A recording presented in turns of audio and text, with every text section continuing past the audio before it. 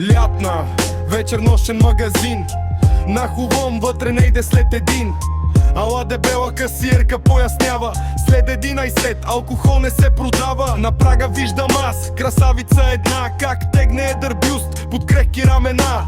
Тя бе толкова фина е другърда, нежно, бяла и кът мрамор твърда.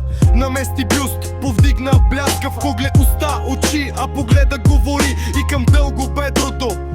Създание, насучам аз галантното си във внимание. Извинете, казвам, може ли за малко? Ах, чакате мъжа си, колко жалко. А времето навън е тъй прекрасно, а в леглото ми навярно ще сте страстна.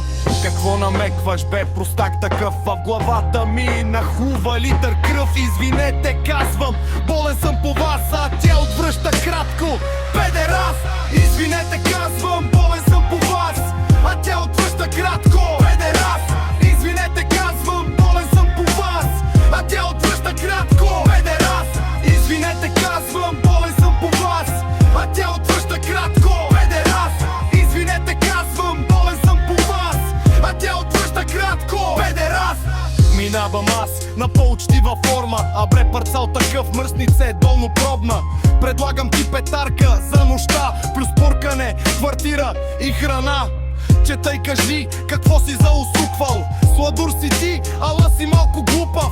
С петарката ще идеш при сестра си, а нас почтените жени не дей закача. С петарката ще идеш при сестра си, а нас почтените жени не дей закача. Постигам с още 10, няма как. В ресторант към пари и коняк. Ала зловещият и поглед ме смути. Повдигам с още 10, но уви, а тя ме гледа с израз на Мадона. А аз шептя цифри, тласкан от нагона. Достигам 50 и чупам глас: добре,